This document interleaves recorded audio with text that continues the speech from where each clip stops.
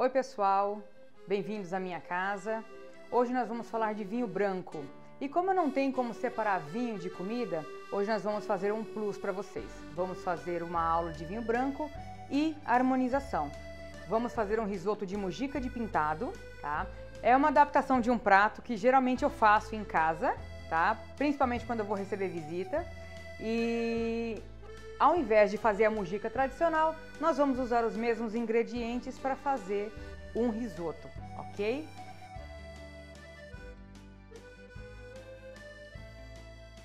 Bom pessoal, vamos lá então fazer nossa aula de brancos.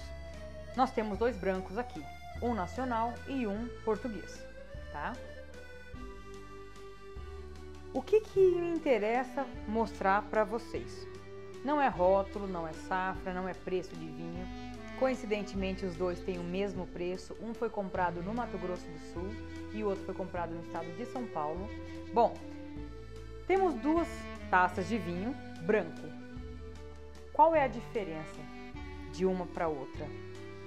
Além da uva, da região, do produtor, tudo é diferente. Mas quando a gente faz uma análise, é sempre bom você ter duas alternativas para você conseguir fazer a comparação dos dois. Bom, como que eu sei se um vinho branco tem reflexos verdeais, tem reflexos palha? Como que eu sei isso? Só olhando. Então, eu já andei dando uma analisada aqui. A gente usa um fundo branco, tá? A gente pode fazer comparação de cor da seguinte forma. Olha o primeiro vinho. Ele é um amarelo palha, tá? E não tem tantos reflexos verdeais, que é uma característica de um vinho jovem, por exemplo. Já esse aqui, o segundo vinho, eu tenho alguns reflexos que lembram a cor verde, tá? Tomara que vocês consigam perceber isso. Se não perceberem, vocês façam o teste na casa de vocês usando um fundo branco, tá? Por isso um ambiente com pouca luz amarela, com pouco aroma, para a gente conseguir fazer uma análise correta. Sabemos que o nosso vinho branco, os dois, estão em condições de consumo, não tem sujeira, tá? Não tem nenhum tipo de resíduo sólido, nenhum tipo de coágulo, então quer dizer que é um vinho que visualmente tem uma boa condição para consumo. Agora a gente faz a análise das lágrimas. Você gira a sua taça, não precisa fazer com as duas taças ao mesmo tempo, ok? Pode fazer com uma de cada vez, vocês não têm noção do aroma que está vindo aqui no meu nariz. Muita gente leva em consideração a análise das lágrimas. Eu particularmente criei um hábito de não fazer análise visual nos vinhos, quando eu estou degustando em algum restaurante. Por quê? Nem todo restaurante tem uma condição bacana para isso.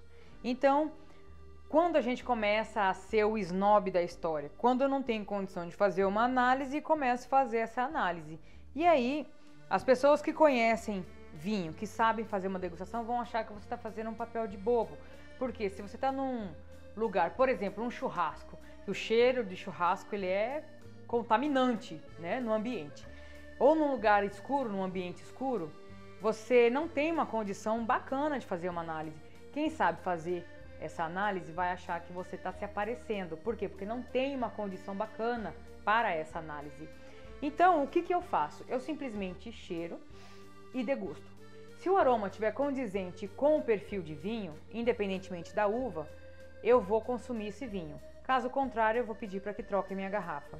Nunca aconteceu de eu ter que trocar garrafa em restaurante, mas existem alguns motivos para isso e a gente vê daqui a pouco. Só fazendo uma análise rapidinha a respeito das lágrimas, uma comparação, você só faz a análise de lágrimas se você tiver um comparativo. Comparando as duas lágrimas, a gente percebe que o vinho nacional, as lágrimas são mais grossas e mais lentas do que as do vinho português, que são mais finas e mais rápidas. Bom, falando assim, por cima, de uma forma bem simples, de cara a gente percebe que o vinho português provavelmente tenha mais álcool que o vinho nacional. Aí a gente confere nas garrafas. Vinho nacional, 11% de teor alcoólico. Vinho português, 13,5%. O importante não é ter um teor alcoólico mais alto que o outro, tá? A gente sabe que quanto mais álcool tem, a tendência de se poder guardar uma garrafa dessa é muito maior. Mas isso não é tudo na hora de escolher um vinho de guarda. Estamos falando de 2 vinhos jovens, ok? Para serem consumidos rápido. Bom, olfativamente, vamos cheirar o nosso vinho. Eu percebo na primeira taça, no vinho nacional, uma flor bem nítida, mas tem uma fruta em especial que para mim grita no nariz, que é o jambo branco. Kelly, eu não conheço o jambo. Paciência, eu conheço. Agora, de repente, você percebe alguns aromas que eu não conheço. Por isso que eu disse que no meu nariz gritou o jambo branco. Eu conheço o aroma do jambo branco. Isso é uma fruta que a gente consumia quando era criança e enfim. Por isso que eu sempre aconselho vocês a degustarem, tá? Acompanhados, porque o que eu não percebo de aroma, você pode perceber e vice-versa. No vinho português, eu percebo muita fruta, tá? Aí é uma questão muito mais complexa, quer dizer, são mais aromas do que no vinho nacional, que é muito mais intenso, um aroma muito forte de uma fruta só. E aqui a gente encontra, eu falar que é fruta de polpa branca é bem bacana, né? Legal. Quais elas? Quais são elas, né? Enquanto olfativamente eu percebo no vinho nacional um aroma intenso de uma fruta só, que para mim grita jambo no nariz, eu percebo uma complexidade maior no vinho importado. O que é o vinho complexo? O que é a complexidade aromática? São vários aromas, tá? Então eu percebo, por exemplo, no nacional, o jambo branco muito forte. No vinho importado, eu percebo alguma coisa que lembra erva, tá? Uma erva verde. Não seria nada mentolado, mas alguma coisa que lembra um alecrim.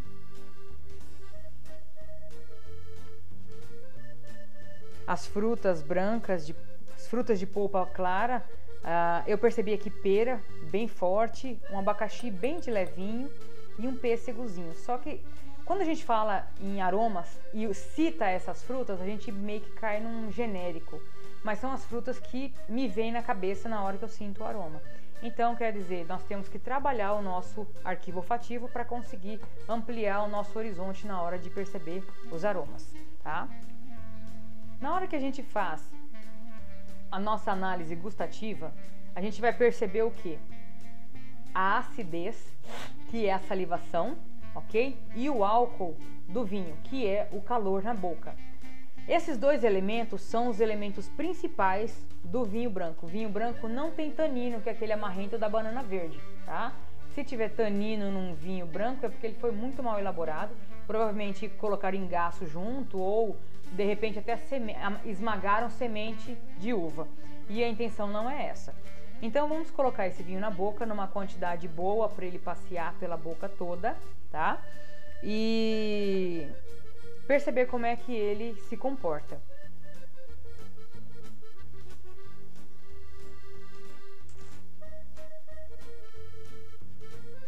Bom, cada sommelier, cada degustador tem uma mania, né? Eu gosto de puxar um arzinho para dar uma ativadinha aí no retroolfato, que é uma forma de também você sentir os aromas do vinho na boca. O que eu percebo nesse vinho? Que ele tem uma acidez boa, ele continua salivando, e se o vinho continua salivando na boca, isso quer dizer que ele pede mais vinho, então você não quer parar de tomar o vinho. E o álcool, ele é extremamente delicado, você sente um calorzinho, mas não é desagradável. Então, para mim, ele é um vinho equilibrado, tá? Acredito que ele custa o preço que foi cobrado, tá?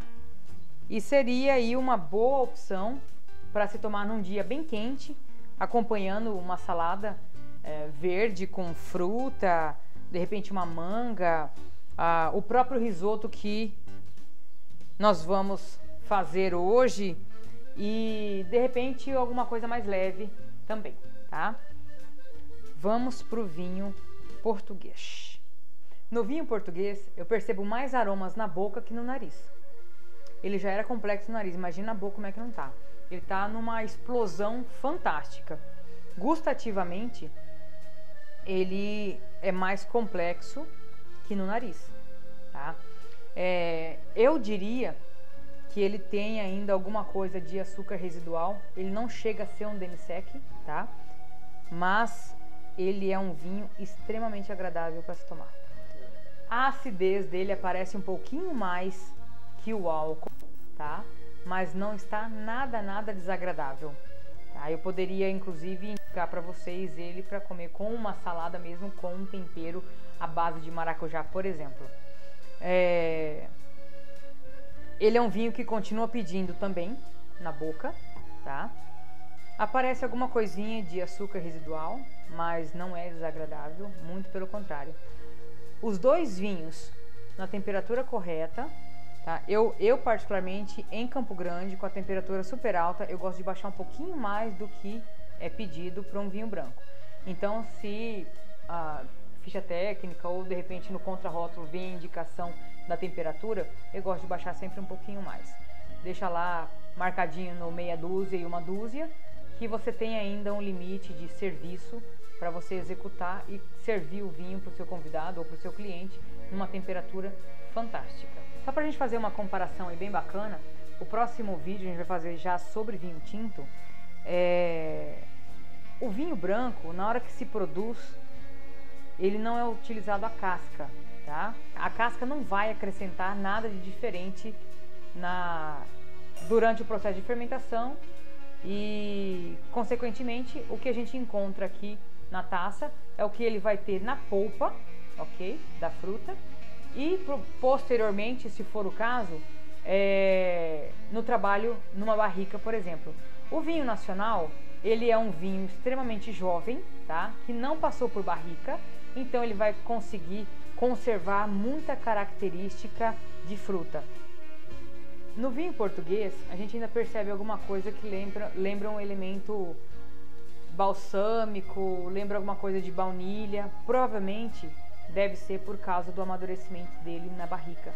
Passou 4 meses estagiando. É pouco tempo, mas já é tempo suficiente para haver uma conversa aí entre o vinho e a madeira. Bom, pessoal, já sabemos qual é o perfil dos dois vinhos. Um super jovem e intenso e o outro mais amadurecido e complexo. Qual dos dois vai ficar melhor com o nosso risoto? Lembrando, isso é o meu paladar. Eu preciso que você faça o seu risoto aí na sua casa, pegue uma garrafa de vinho branco, baixe a temperatura, deixa lá nos seus 6 graus, vai para a cozinha, põe o seu vinho num balde de gelo, tá? E divirta-se. A intenção é que você aprenda de forma simples e direta a degustar e harmonizar o seu vinho. Se ficou alguma dúvida, entre em contato com a gente nesses canais, tá? YouTube, Facebook ou WhatsApp e mande a sua dúvida ou sugestão pra gente. A gente vai conseguir falar diretamente com você e tirar as suas dúvidas. Eu repeti, né? Tudo, né? Bom.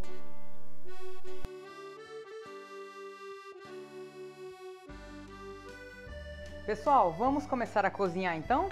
Primeiro, vamos ocupar 2 frigideiras ou 2 panelas, conforme o que vocês preferirem. Principal item na hora de se cozinhar: uma bela taça de vinho. Hoje, o vinho branco, ok? Vai ser seu auxiliar durante o nosso trabalho aqui, o nosso cozimento hoje. As colheres que vocês forem precisar, tá? Se vocês preferirem usar um pão duro, que é aquela de silicone ou de madeira, fica a critério de vocês. Bom, aqui nós temos o nosso fundo, ok? Esse fundo foi preparado com legumes e peixe.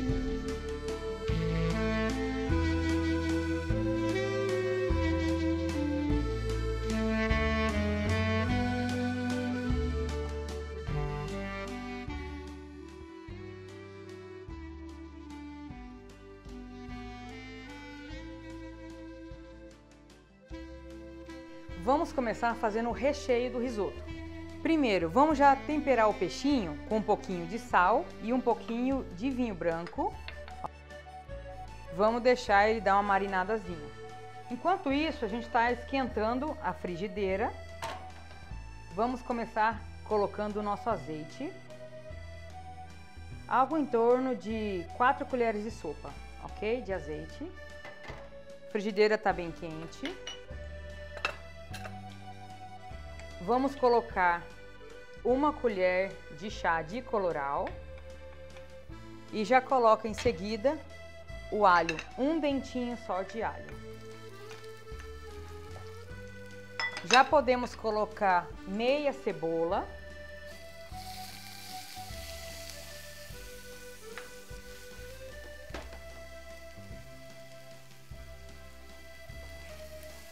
Vamos deixar dar uma refogadinha.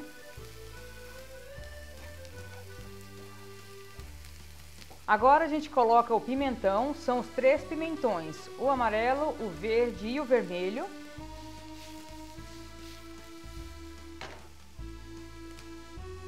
E já pode colocar também a pimentinha de cheiro.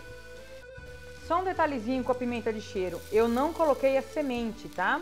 Dependendo de onde essa pimenta foi produzida, vai mudar o poder de picância dela, tá? A gente acrescentou agora um pouquinho só do caldo para fazer com que esses ingredientes aqui soltem todos os sabores, tá?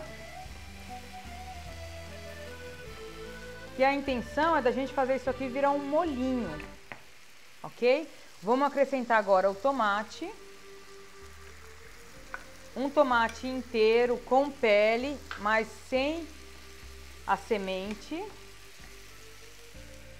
Aí a gente deixa refogando mais um pouquinho. A gente toma um pouquinho de vinho, afinal ninguém é de ferro.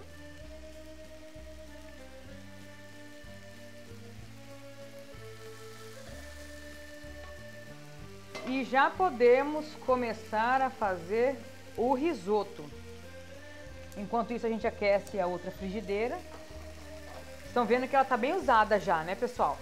Então é porque a gente cozinha bastante em casa, viu? Espero que vocês criem esse hábito também. Sempre lembrando de mexer o nosso recheio. Não coloquei sal aqui, não tem sal ainda, só coloquei um pouquinho de sal no peixe. E a gente vai corrigir esse sal no final, ok? Vamos colocar só mais um pouquinho do caldo. Estão vendo essa gordura que está em cima do caldo, pessoal? É por causa do peixe, tá? Mas a gente não acresce gordura nenhuma na hora de fazer o caldo. Isso é da própria proteína que é usada para fazer o fundo. Nossa frigideira já está quente. Nós vamos usar agora 1 colher de sopa de manteiga. A gente está fazendo risoto para 2 pessoas, ok? Eu estou usando manteiga. Quem quiser usar margarina, fica à vontade. Cozinha é uma química, né? Cada um tem uma mãozinha e a receita vai sair diferente na hora que cada um preparar. Não vai ter o mesmo efeito se você usar uma margarina light, mas se você tiver de dieta, quer diminuir a gordura, fica à vontade. Vamos colocar agora meia cebola.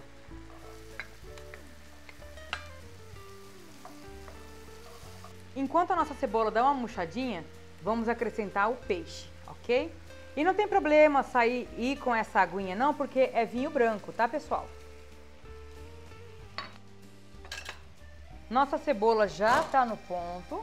Vamos acrescentar agora o arroz.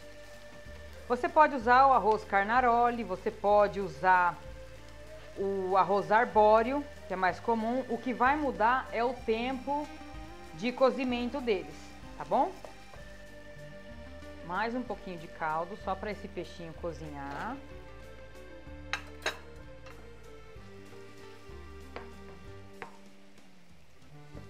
Agora tá na hora de a gente colocar um pouquinho de vinho branco, tá?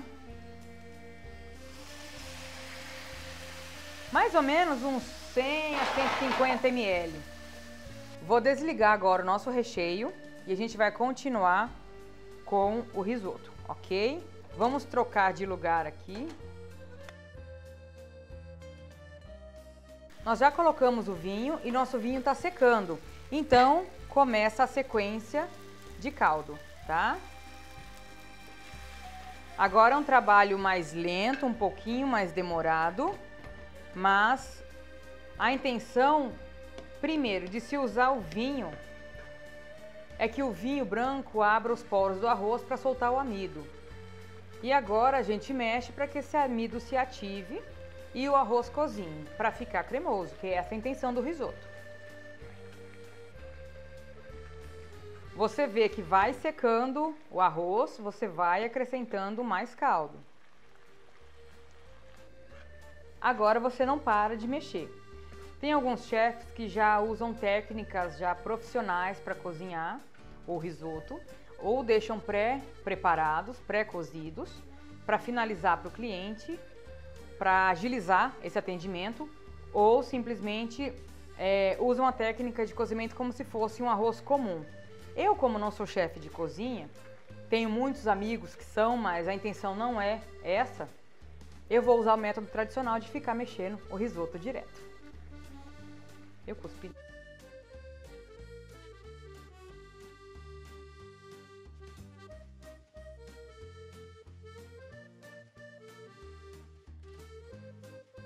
Pessoal, chegou no ponto da gente colocar o nosso recheio, tá? Ele já está um ponto a menos do al dente, tá? Alguns gostam de servir o risoto al dente. Aqui em casa eles gostam de um pontinho a mais do al dente. Só para lembrar, na hora que você fizer o seu caldo, você pode ou não, ok? Colocar sal. Eu tô experimentando o meu aqui. E eu coloquei já um pouquinho de sal no peixe. E tinha colocado já um pouquinho de sal no nosso caldo. Mas pouca coisa, tá? A gente ainda vai colocar o queijo parmesão e a manteiga. Então, a dica é, deixa para corrigir o sal no final, ok? Esse pintado que eu usei é um pintado de rio. Não é um pintado ilegal, foi comprado na peixaria, mas não é um pintado de cativeiro, ok? Eu particularmente não gosto do pintado de cativeiro porque eu sinto um gostinho de terra nele que pra mim é desagradável.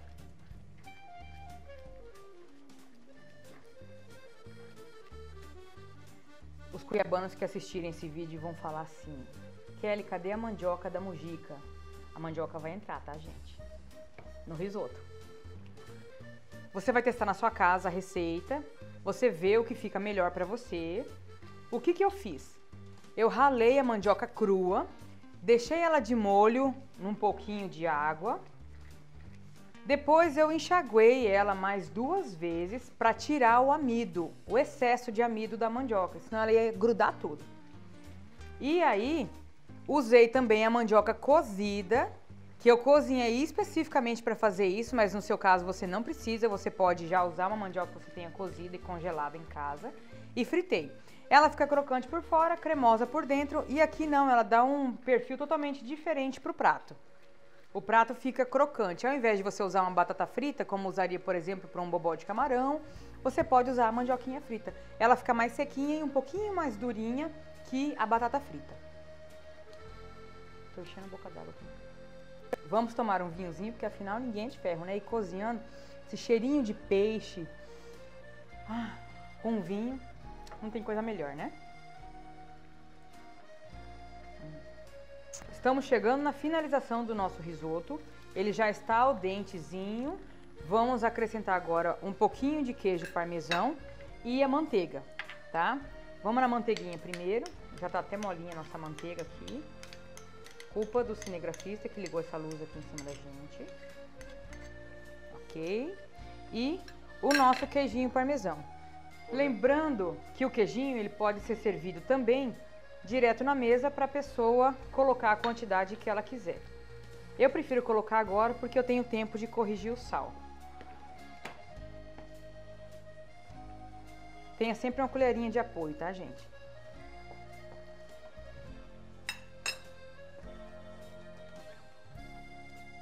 Fantástico. Desligamos o nosso risoto e vamos servir. Você pode servir num prato de sopa normal, comum. E aí você escolhe ou, enfim, usa a mandioquinha que você achar melhor, tá? Pode simplesmente só colocar um verdinho para dar um contrastezinho de cor, para ficar bonito o seu prato. Pode ainda fazer uma graça com uma panelinha de porcelana, por exemplo. Vamos usar a outra mandioquinha.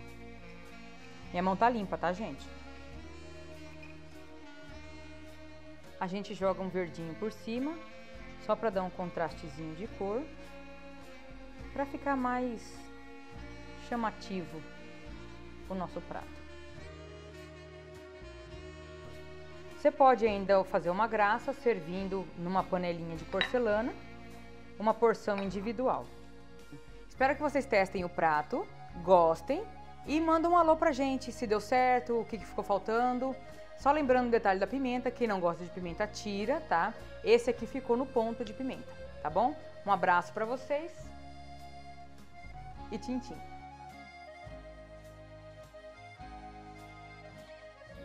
Estamos degustando um vinho nacional da Serra Gaúcha, da uva Moscato.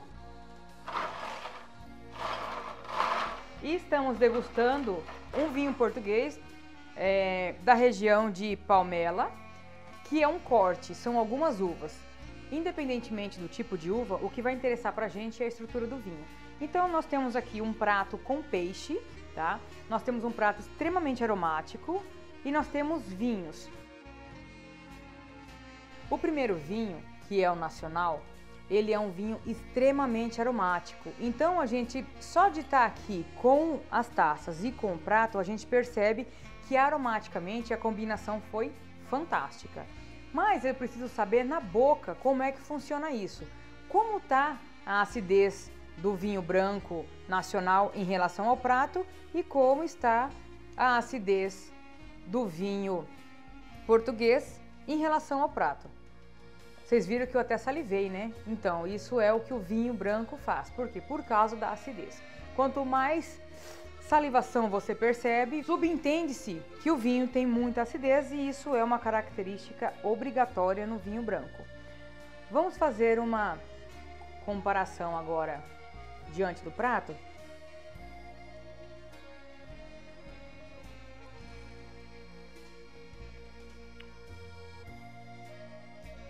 Muita flor, uma acidez muito boa, tá? O vinho que eu estava tomando enquanto eu estava cozinhando era esse português. Não percebe-se tanta fruta assim no vinho. Lembra alguma coisa ainda, inclusive em notas de minerais e frutas de polpa branca. Então, o risoto, vocês viram, foi azeite, foi manteiga. Nós usamos um caldo que ainda puxou um pouquinho da gordura do peixe. O cachorro vai latir, tá? Não estranha não, a gente tá em casa. E o que acontece? Eu preciso usar essas características do vinho para harmonizar com as características do prato. Bom, vamos ver agora, dentre essas características do vinho e do prato, qual vai ser o melhor casamento. Eu acredito que os dois vinhos podem ficar sim muito bem com esse prato, mas precisamos descobrir qual ficaria melhor. Essa é a intenção. Então, como que você vai fazer lá na sua casa, na hora que estiver com o seu risoto pronto e com o seu vinho na taça? Você vai provar esse risoto, vai perceber como é o comportamento dele na boca. Você vai perceber a untuosidade, que é simplesmente a quantidade de gordura que tem no seu prato, tá? E o sal e os elementos aromáticos. Querendo ou não, a gente percebe muito de aroma na boca, tanto no prato quanto no vinho. Todo mundo deve pensar, nossa, que trabalho gostoso, né? E realmente é muito gostoso.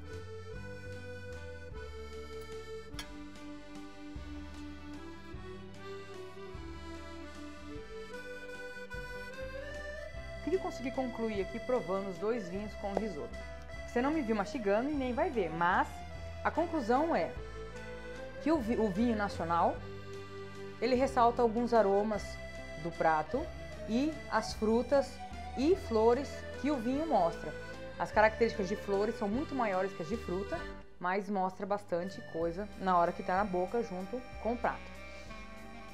E nenhum sobrepõe o outro. Então, eu percebo sim que deu uma limpada na boca, tá?